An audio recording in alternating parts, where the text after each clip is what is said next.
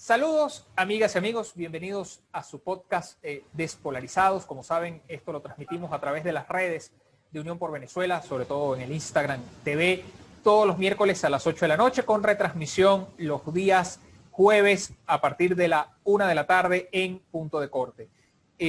Como saben, hemos estado los últimos 4 programas, por lo menos 3 programas dedicándolos al tema de la pandemia, cómo abordarla. En esta ocasión nos acompaña Yorelis Acosta. Ella es psicólogo clínico y social, investigadora y jefa del área sociopolítica del CENDES de la UCB. Y lo primero que hay que hablar es el tema psicológico, la buena salud mental de la gente en estos momentos de pandemia. Todo hace indicar que en Venezuela lo que es las medidas restrictivas estarán por mucho más tiempo de lo habitual en otras partes del mundo, y eso origina muchos problemas para la gente, el encierro, de repente hasta muchos que se sienten solos se ven desesperados o absorbidos ante esta realidad. Desde el punto de vista de la psicología, ¿cómo debemos abordar toda esta situación que estamos viviendo en los actuales momentos?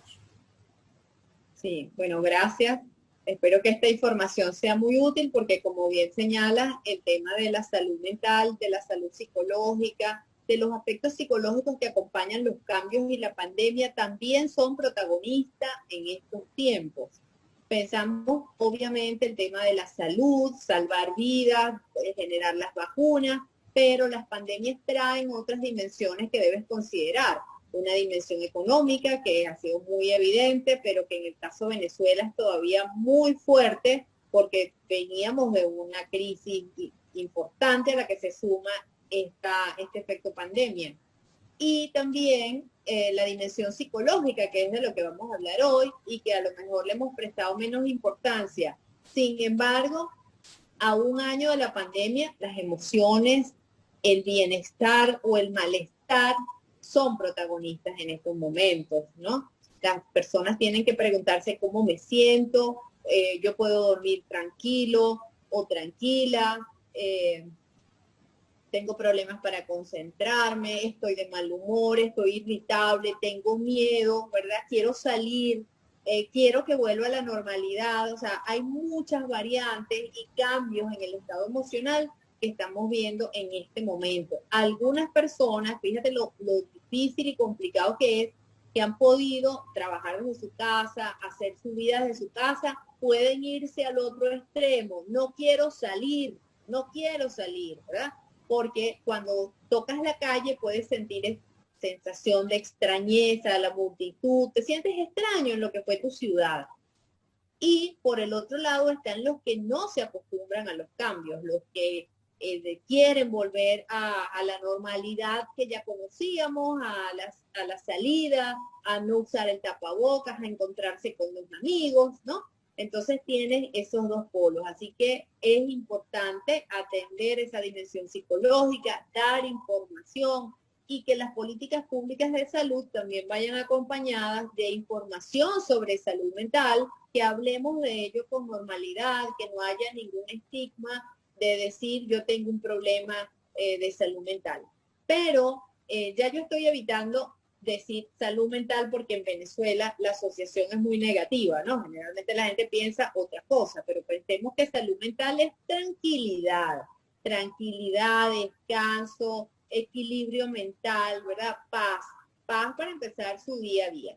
¿Quién puede hoy día decir en Venezuela yo tengo paz mental? Eso es un indicador de salud mental. Si usted no lo tiene, si está durmiendo intranquilo, si tiene muchas preocupaciones, si la preocupación le toca la cabeza y lo despierta en la noche, como me dice mucha gente, es que las ideas y las preocupaciones me despiertan y después ya no puedo dormir, hemos perdido tranquilidad. Así que la pandemia tiene una dimensión psicológica que debemos atender.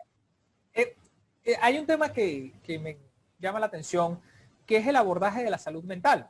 Ya lo mencionó, hay un tema de connotación negativa con respecto en Venezuela o a la sociedad en general con respecto a ese tema.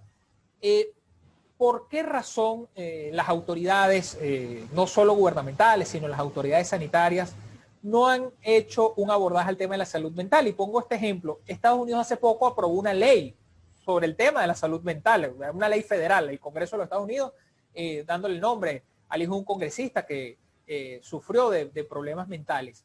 ¿Qué razón? ¿Un estigma o es sencillamente el desconocimiento al abordar realmente algo que debería tomarse igual o de mayor importancia de la salud física, por darle una denominación?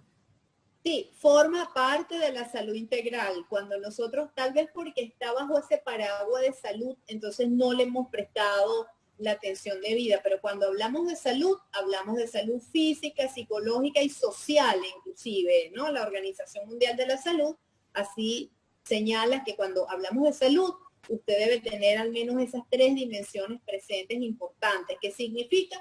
Bueno, la salud física, tener buenos hábitos, que no le duela nada, que tenga un buen estado de salud, pero también que esa mente esté funcionando bien, que le dé tranquilidad, que le dé motivación, que usted se sienta en un estado emocional bueno y se levante con entusiasmo, con creatividad para enfrentar el día a día, pero que también hay elementos del contexto que deben funcionar para que usted se sienta mejor, porque los venezolanos sabemos que si usted no tiene agua, si se le va la luz, si no tiene internet, los niños que están trabajando, estudiando horas de su casa en esas condiciones, también eso produce estrés, ansiedad, malestar, problemas para hacer incluso un cambio de horario. Hay gente que a veces prefiere trabajar de noche, conectarse de noche, porque las comunicaciones pueden ser mejor, pero empiezan entonces a mover el ciclo de sueño y vigilia, causando además otro trastorno en el dormir, ¿no? En el buen dormir.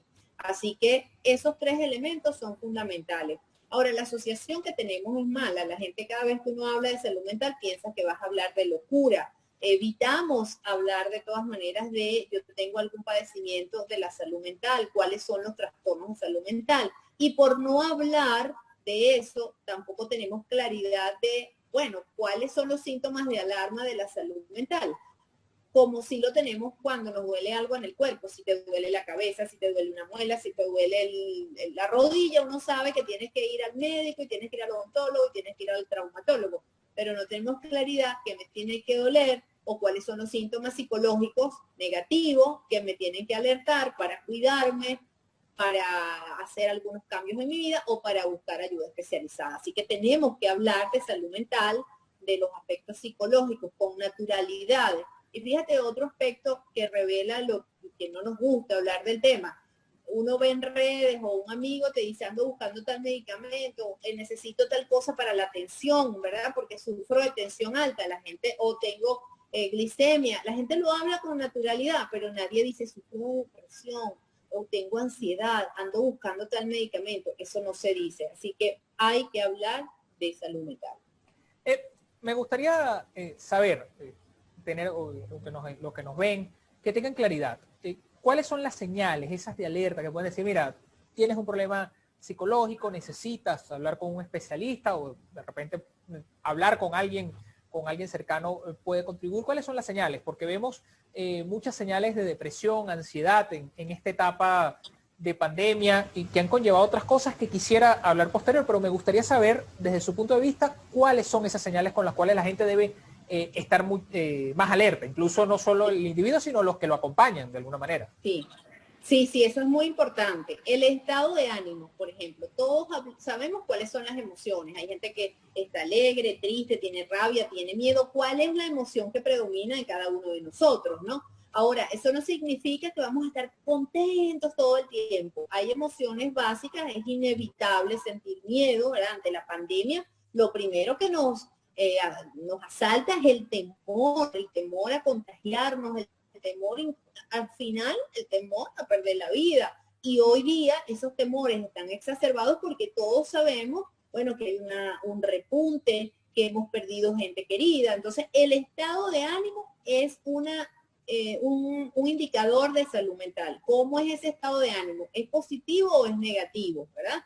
Y si es negativo, si usted tiene mucho tiempo con miedo, no quiere salir, con rabia porque se nos va a enfermar, con tristeza también, son síntomas de alarma. Y pendiente en casa, cambios del comportamiento, los papás observen a los niños porque hoy día nuestros niños están afectados también. Los niños quieren salir, extrañan a sus compañeritos, quieren el colegio, quieren correr en su parque, en sus espacios que son naturales para ellos. Entonces, un niño que sea muy activo y que un día amanezca triste, que no quiere, o que se ponga muy berrinchoso, es muy irritable, o sea, cambios del comportamiento es otro indicador, ¿ok?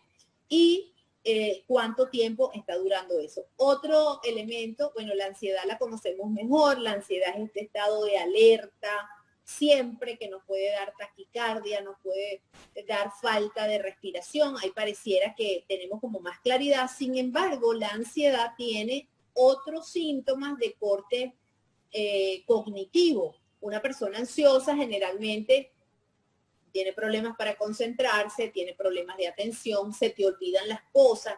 El ansioso es el que anda buscando las llaves y no las consigue porque, y de repente entonces la tiene cerca. Pueden ocurrir bloqueos del pensamiento, bloqueos de la creatividad. Eso lo estoy viendo yo bastante en profesionales que dicen es que no puedo trabajar, no me puedo concentrar. Esos son problemas cognitivos. Tus procesos cognitivos, ¿verdad? De aprendizaje, memoria, atención, creatividad, se han visto disminuidos. Así que, y otro gran síntoma, que son los trastornos de sueño, el que la gente no duerma bien, que duerma poco, que duerma inquieto, que tenga pesadillas, ¿verdad? Es otro síntoma de alarma. Tenemos que tener buenos hábitos de sueño y un buen descanso. ¿Qué recomendaciones da para la gente que puede tener ansiedad? Que mencionó el tema de la falta de creatividad, los que, por ejemplo, tenemos que trabajar creando contenido. Hay un momento donde tenemos el síntoma ese de la página en blanco, no sabemos qué hacer con la página en blanco, o gente que de repente tiene que desarrollar un trabajo y le cuesta más. ¿Qué recomendaciones se le puede dar para que no se vean absorbidos ante una realidad que está ahí, que lamentablemente por los momentos no permite, no va a cambiar y que además tendría que ser, como dicen que a muchos no les gusta la palabra, ser resilientes ante eso? Ajá. Bueno, es muy compleja tu pregunta, pero muy importante, ¿verdad? Cada uno de nosotros tiene que identificar cuáles son los síntomas de su ansiedad, porque pueden haber tantas ansiedades como personas. De repente hay personas que sudan, que se desmayan, que se les sube la tensión, que les duele el estómago, ¿no? Hay personas que se paralizan, se bloquean. Yo he tenido pacientes solo con síntomas físicos, pero los cognitivos no. Y lo contrario, he tenido pacientes con síntomas cognitivos, no, yo no siento nada, yo respiro bien, yo duermo bien, pero no puedo trabajar, no me sale nada, ¿no? Entonces estoy bloqueado, no tengo creatividad, ¿no?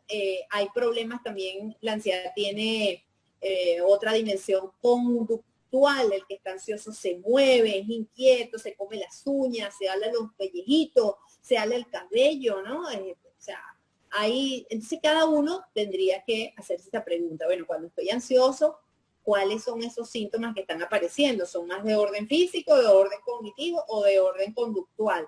Y entonces el tratamiento tendrá que ir por ahí. Pero fundamentalmente hay que movernos. Yo le diría a todas las personas, hagan una lista en estos tiempos de tanta ansiedad, de tanta alerta, de cosas que podamos hacer que nos den paz, que nos den calma.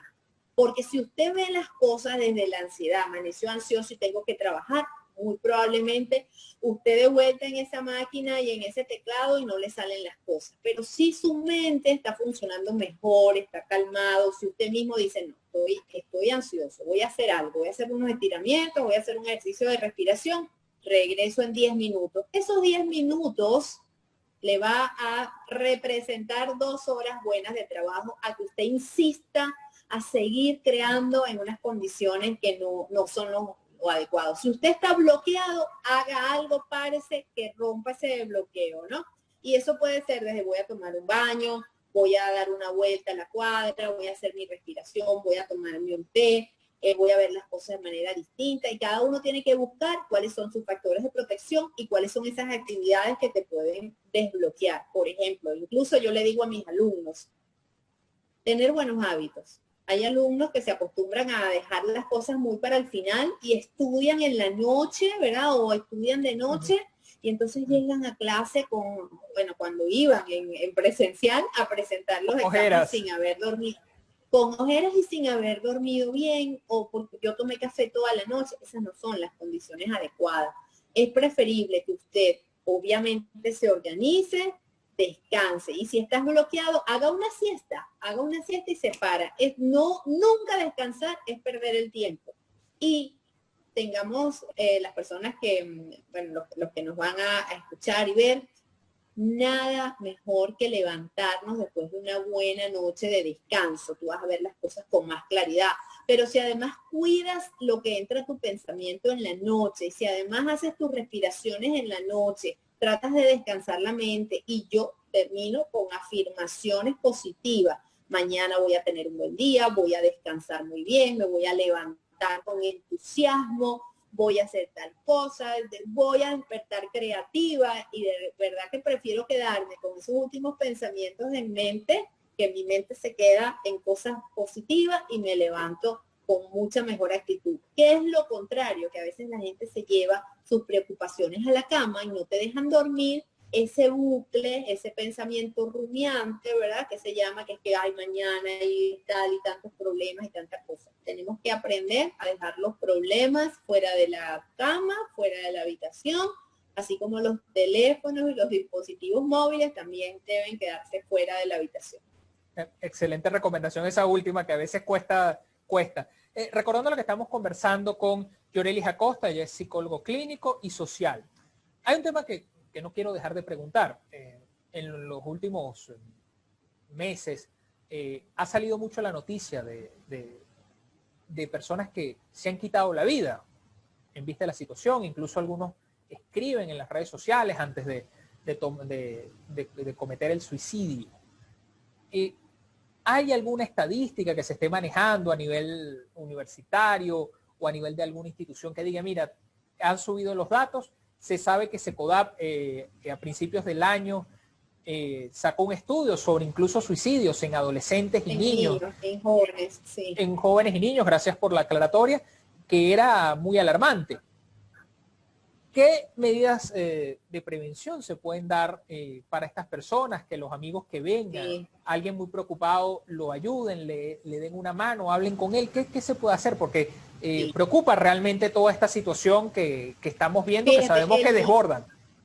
El Observatorio Venezolano de Violencia, en su página y en su informe anual, tiene al menos 4 años incluyendo este conteo, ¿verdad? Lamentable conteo de personas que se han quitado la vida. Y se nota un incremento en los últimos años. Nosotros, mi sueño, me tocaste un tema sensible, porque mi sueño es poder hacer educación en prevención del suicidio. Lo podemos hacer si nosotros conocemos estos síntomas claves, esos cambios del comportamiento en nuestros familiares, en nuestros amigos. Incluso las estadísticas dicen que somos capaces de bajar hasta un 40% esos números, ¿ok? Y lo otro es que están fuera todos aquellos que intentaron hacerlo y quedaron vivos. O sea, que la situación es mucho más grave, y efectivamente hay un aumento y hay un subregistro, porque, bueno, cuesta mucho conseguir esos datos. Las redes, sobre todo el Twitter, se está convirtiendo en una pizarra donde la gente te va diciendo, me siento mal, no quiero seguir viviendo. Entonces, ante esa negatividad hay que estar alerta. La gente pide ayuda, es una manera de pedir ayuda, comenzar a decir esto, es que tengo días muy tristes, tengo días tal. En los amigos, ¿qué otro síntoma de alarma? Lo que te dicen cuando una gente cuando te saluda, hola, ¿cómo estás? Bueno, aquí más o menos. Cuando sentimos ese desaliento en la gente, ese desánimo también es un síntoma de alarma. Así que esté pendiente de sus amigos, esté pendiente de la familia, ¿verdad? Manda un mensaje, que la gente se sienta acompañada. No tiene por qué ir a saludarlo y sentarse con él, pero sí debemos estar atentos a cambios de comportamiento, a una emotividad, a un estado emocional muy negativo y a una verbalización también de negatividad constante. Y por otro lado, si ya la persona comienza a expresar es que no quiero seguir viviendo, ya eso se llama ideación suicida, y eso es un síntoma que tienes que correr, tienes que estar ahí. Entonces, muchas veces el depresivo, ¿verdad? no pide ayuda y cuesta que él mismo te diga, mira, vamos a buscar ayuda. Y por otra parte, ya un trastorno depresivo va a requerir terapia y muchas veces medicación. Entonces estamos como en un tema sumamente complejo, pero si estamos en esas primeras etapas y sabemos que ya la persona, por ejemplo, hizo un intento de suicidio, porque lo vemos, es una persona que está en una situación vulnerable y que necesitamos ayudarla. Doctora Costa, ya estamos cerrando el podcast. Otro tema que también es fundamental es el trato al enfermo de COVID. Sabemos que en algunos casos a veces es estigmatizado por la comunidad, que ahí no te metas o no le dan ayuda porque está enfermo de COVID. E incluso el propio enfermo a veces se aísla, se encierra, no pide ayuda. Sabemos lo complicado que es costearse un tratamiento de COVID, que tantas medicinas que necesitan o hacerse la prueba. ¿Qué recomendaciones se les puede dar a ellos que pasan la enfermedad muchas veces casi que solos en un calvario de mucha soledad, o que pueden hacer los familiares para ayudarlo, a pesar de que, bueno, no lo consigan todo el tratamiento, pero puedan tener un mínimo de paliativos que pueda ayudarlo a superar? ¿Qué recomendación se les puede dar a ellos? Fíjate, es el momento de la solidaridad, ¿ok? Porque, como dijimos, la pandemia trajo preocupación y trajo ansiedad para todos, ¿verdad? Trajo miedo para todos, para la población general, estés afectado o no estés afectado de COVID. Pero si tienes COVID o lo has superado, pues la afectación es mucho mayor. Y la afectación no es solamente para el que tiene COVID, sino para su familia, que también teme que le pueda pasar algo, que se pueda contaminar, que cómo vamos a cubrir el tratamiento médico, o sea, todo, hay una alteración psicológica importante. Y los pacientes que me ha tocado tener de COVID a distancia o que han superado COVID, que sigue después de COVID una fase de ansiedad y posibles trastornos de pánico, sobre todo si la persona ya sufría de ansiedad, si tenías alguna alteración de sueño, de pensamientos negativos recurrentes, se hace mucho más intenso durante el COVID, pero el paciente señala que lo más terrible, bueno, todo es terrible, pero sobre todo la dimensión psicológica, cómo se hace evidente, cómo hacer el aislamiento, cómo estar fuera de tu familia, o a veces se oculta de los mismos vecinos, que en mi edificio no sepan que tengo COVID y entonces me pasan la comida y no lo dice. Pero yo he visto otros casos más exitosos donde la solidaridad se hace evidente, donde la persona lo informa, tengo COVID, ¿verdad? No para obviamente señalar, sino para extremar las medidas de cuidado del edificio, que el que entre, el uso del ascensor, de las áreas comunes. O sea, es importante y darle ese soporte al paciente COVID. O aquellos que tuvieron que estar en un hospital, que estar en una carpa, que estar en unos espacios fuera de su familia, eso se hace tremendamente difícil. Repito, es el momento de la solidaridad, porque no es solamente el paciente COVID, sino su familia, que también está ocupada con muchísimas cosas. Así que si usted puede ayudar a alguien, a su familia, a un familiar, a conseguir el concentrador de oxígeno que generalmente, o la medicina, o el alimento, o dar esta ayuda, es importante. ¿Qué debe hacer el paciente? Que sobre todo debe estar en silencio, que debe estar solo, ¿verdad? Ayudarlo a que se sienta acompañado, a darle esa palabra de aliento, que pueda hacer cosas desde su cama, que pueda, por ejemplo, leer, darle, porque pareciera que hay un bloqueo. Inclusive tuve un paciente que me dijo, es que no podía pensar con claridad, no soy yo. O sea, esa dificultad respiratoria afecta también y te da como una neblina mental, así mismo se ha descrito. Entonces, bueno, el paciente COVID requiere que tú también le des esa orientación de, bueno, mira, estás en tu cama, debes guardar reposo, no te preocupes, la familia está ocupándose de estas cosas, lee, haz tus ejercicios de respiración, o sea, qué cosas puede hacer él desde ahí, aprovecha de escribir, si tienes un poquito más de ánimo, escribe tu experiencia, ¿no? Así que, bueno, toda esa información y la solidaridad, el acompañamiento es importante. Y ya para cerrar, la última pregunta. ¿Algún organismo, alguna institución que esté prestando ayuda psicológica a distancia a la persona que necesite una llamada, que necesite conversar con alguien, que de repente se fue, las personas ancianas sobre todo, se fue familiares, no tengo con quién hablar, tengo una gran depresión, necesito conversar, necesito hablarlo. Y que sé que se hace de manera anónima. ¿Hay alguna institución o algunos teléfonos que puedan comunicarse a las personas? Sí, bueno, los teléfonos los pueden colocar ustedes después ahí, pero sin duda la Federación de Psicólogos de Venezuela tiene una línea telefónica que funciona viernes, sábado y domingo. Bueno, quisiéramos que trabajara a tiempo completo, a lo mejor en tiempo de pandemia, pero es más difícil, pero hay una línea telefónica para que funcione de esa manera, como dices tú, ¿verdad? O sea, me siento mal, auxilio, escúchame, pero eso también lo puede hacer un amigo, escúcheme. Luego está el grupo CESAP, ¿verdad?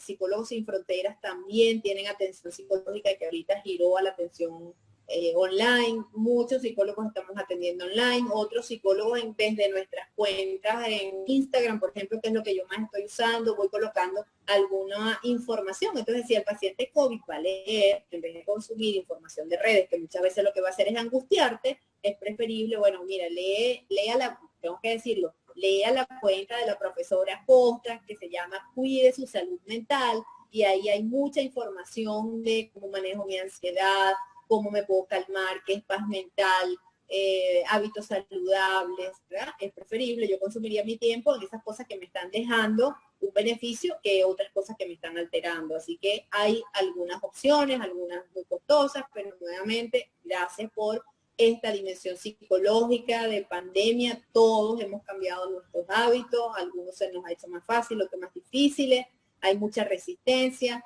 y vamos a seguir todavía todo este año y parte del próximo.